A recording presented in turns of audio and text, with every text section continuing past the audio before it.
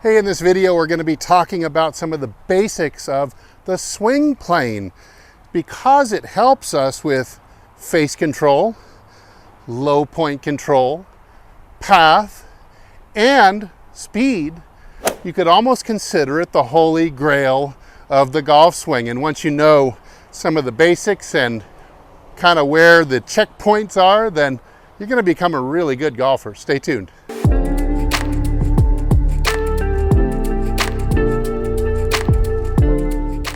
Hey, this is Steve with HitItLonger.com. I continue on my journey to hit the ball longer and straighter than I ever have before. I hope I can show you how to do it too. Okay, let's start with just a few basics about the swing plane. What is it? Well, it seems like such an unapproachable term for a lot of average golfers. Think of it as just the wheel, the wagon wheel that your club head travels on. It's kind of like a circle, and the closer we can get that circle both to be vertically about the correct angle and horizontally about the correct angle, we can get the club behaving in such a simple, beautiful way relative to our target that you can be consistent every single day. So Hogan laid down the groundwork for us with the swing plane with this beautiful image that he has published in his book 5 Lessons, with the glass running through from the ball up through, almost resting on his chest, kind of the base of the neck on up. And you know what Hogan implored us to do was to make sure we were swinging below that glass, either 1 inch to 1 foot below the glass. And so historically, if you look at champion golfers through the decades, you're going to find that, you know, styles change from decade to decade.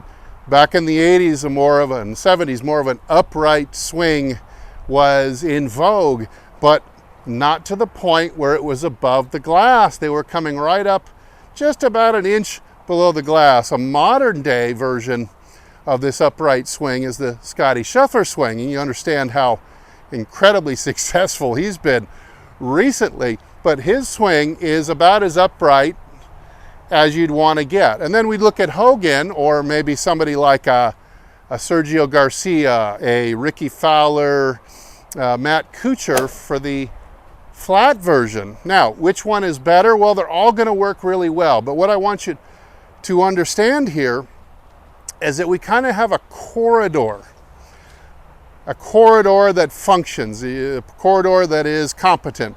And that's going to be, and again, I'm talking about as the club starts to come down. As the club starts to come down, that it's somewhere below your right shoulder.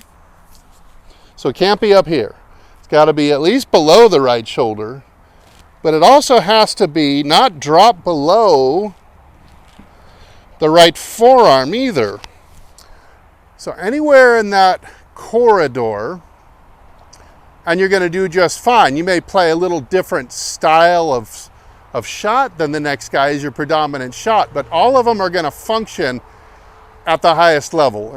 People who've won multiple majors have used all the forms in this corridor that you could possibly measure. So let's look what happens when you fall out of this corridor. Of course, we have the super steep over the top swing, something like this maybe. Now I'm above the glass. I break through the glass at the top of the swing by lifting my arms too much. I'm on the outside now.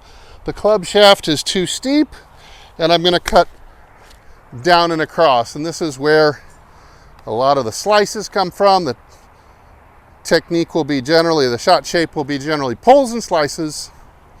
Of course, we can do the opposite that. Remember, you're above the glass, above the shoulder, with the club shaft coming down. The arms are also above where they should be. Conversely, we can also get too low. You could actually go too low and inside.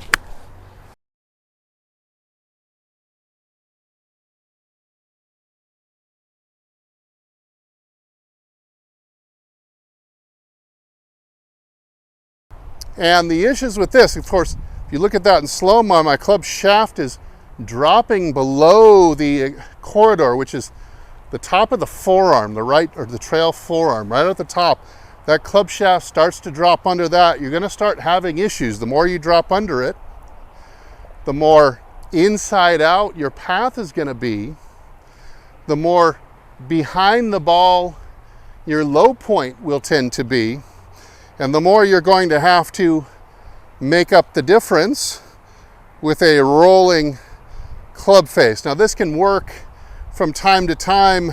If you say you have to curve one on purpose, you might try a style of swing something like this, but for your stock shots, this is a high risk. Either one of these, when you start to fall outside the right corridor, you start to become much more high risk in order to hit the ball long and straight.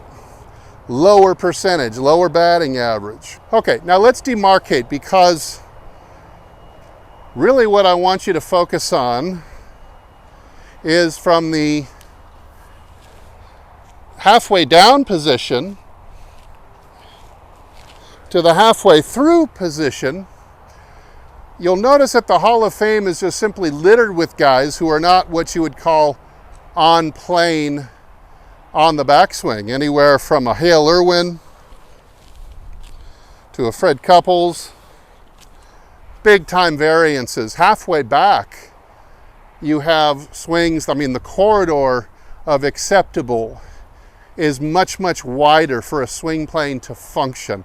Once that handle starts coming down and it starts to really affect the shape of what the shaft is doing, what the head is doing, it's like watching if you have a truck pulling a boat, pulling a trailer, and you can do this at home with two pencils rubber banded together. Once that truck starts to drive straight down the street through the light and onto the freeway, let's say, or at the gas station, it doesn't matter if the boat or the trailer is straight behind it, curved over to the one side, or it's kind of, what'd you say, or a little bit jackknifed, maybe at a 45-degree angle.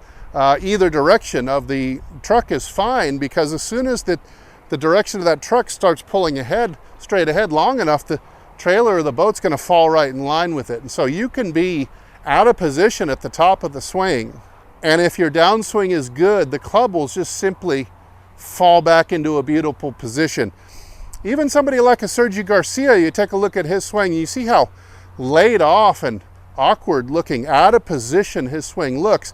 But because the boat or the handle pulls so beautifully around to the left and low, even though the club head is out of position halfway down, by the time he gets to here, he's dead back in line again. In other words, his boat or his trailer has fallen back in line again with the truck that's towing it. And they're driving in a straight line down the freeway now. They're no longer crooked or out of position. So again, I want you to not worry so much about nailing all these perfect positions on the backswing, but instead make sure that you get them right on the downswing. All right, let's look at some checkpoints that we're looking for. We're really looking for, if we're talking about trying to get in the middle of the corridor, try to get in the middle of the corridor. You can make an error and you're still within the corridor somewhere. Again, depends on the style you like to play, almost what decade you grew up in, actually. But the middle of the corridor would involve the left arm at the top of the swing, resting draped right across the shoulder line, with the club and the hand sitting right on top of the shoulder. You can get away with it a little bit below that. You can get away with anything a little bit, but that is maybe the middle of the corridor. Then halfway down, we're now in this position here, starting to come down, just like this. We're looking for the shaft to kind of really just about be at the bottom of the sleeve. Now you can be up at the shoulder like Scotty, you can be down at the forearm like a Sergio or maybe a Cam Smith. Just stay within those guidelines. The club will be able to be delivered squarely to the back of the ball without a lot of twisting of the face You'll have lots of squaring force without having to add any with your forearms twisting the shaft, which is very, very important.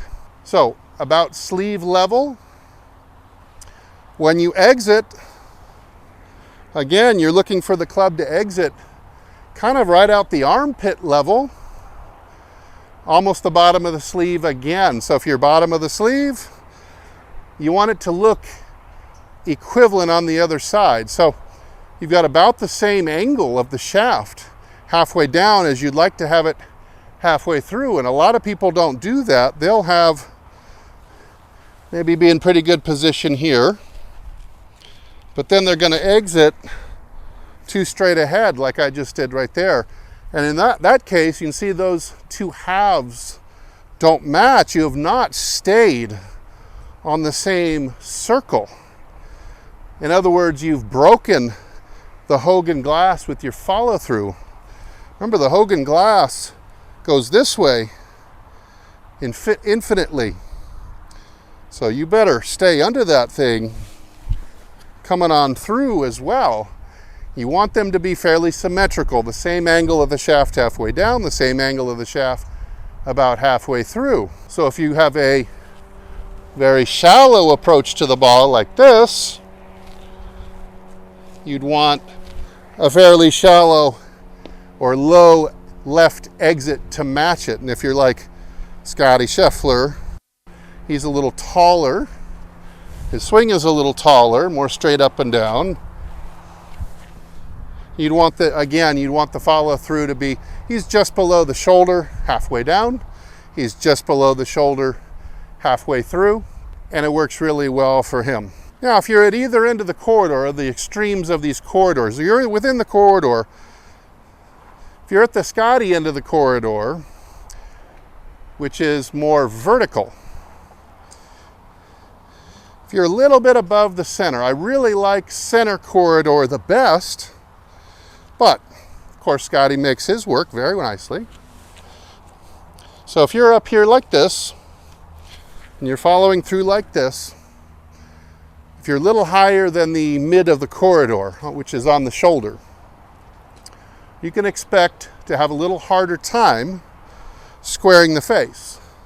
So in that system, the more up you get, the more vertical you get, the club face will not quite have as much kind of passive innate squaring force in it. And so the club will come down a little more open as you go up the Ferris wheel. As your swing goes more vertical towards Ferris wheel, the club face is going to tend to be more open. And this is the nature of the hand path being a little too vertical, and that's great. He plays a fade generally, and anybody who had a swing like Nicklaus was the same way. He would have the face a little open through impact, but he would just kind of swing outside in a bit and then just play a beautiful fade. And that's generally what Scottie does too.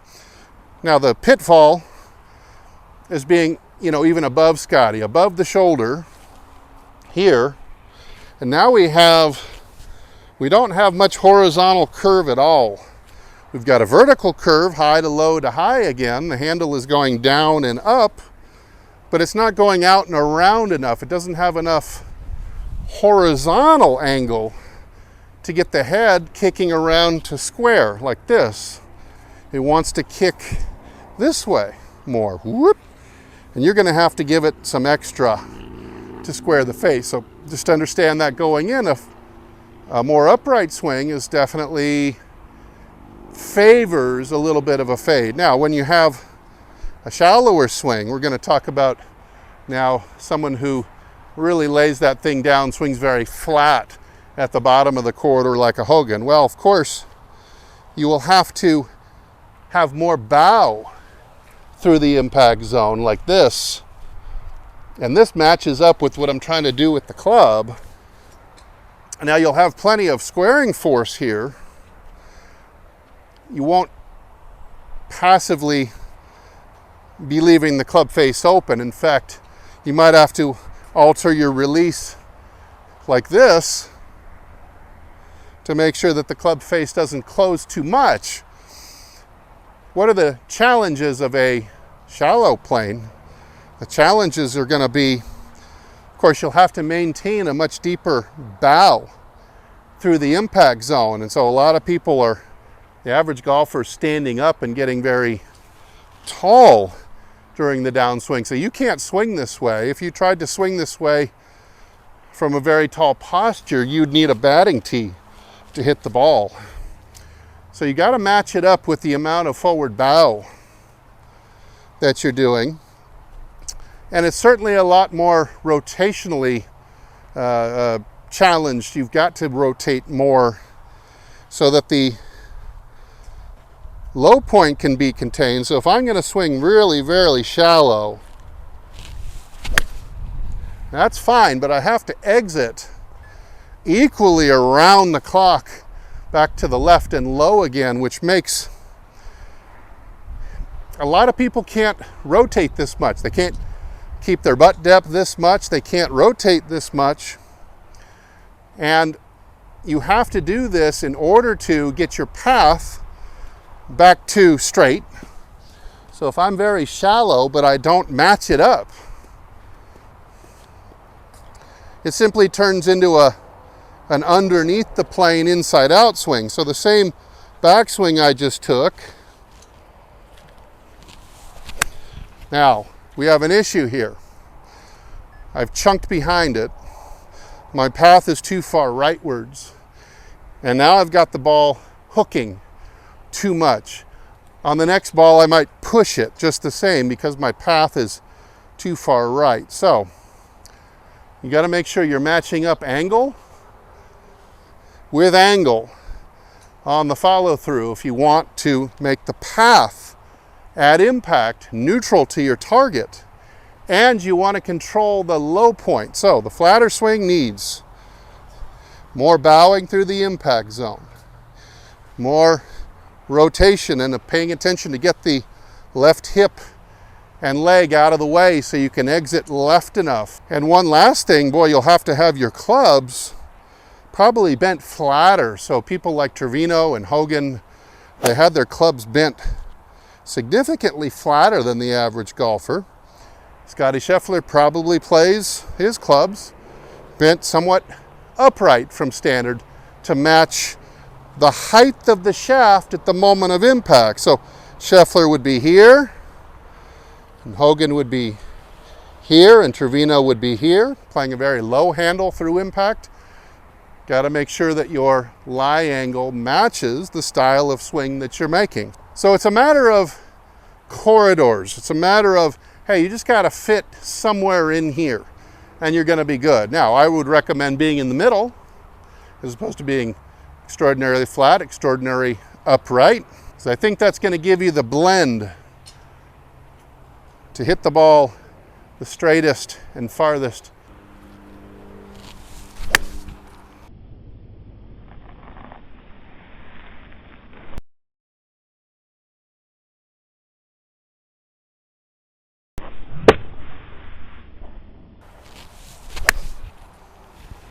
You see there, I'm pretty good. I'm falling in the middle pretty good at the top of the swing. Kind of got my left arm draped right across my shoulder line. The club in the hand sitting on top of that. Kind of get down about halfway down the sleeve where the sleeve ends here. And I exit around to the left, back under the armpit again. So let this be our guide for you to video yourself a little bit more often and be a better coach for yourself. You can start to kind of set red flags. If you know what your corridors are, you can start to read, oh boy, I'm too above the shoulder, I'm too below the forearm. Or maybe my halves don't match. If I have a low halfway down and I have a high follow through, my path's a little bit off. If I have a high halfway down and a low follow through, again, my path is going to be a little bit off. My low point will be a little bit off. My ability to square the face in these cases will be a little bit more difficult. Just remember these basics. Check yourself in the mirror, film yourself, have somebody that you trust who knows something about this, check your swing. It's going to make you so much better when you can get your swing in all these inside all these parameters. They're fairly broad, but once you're inside those parameters, you're going to be a lot better hitting from tee to green.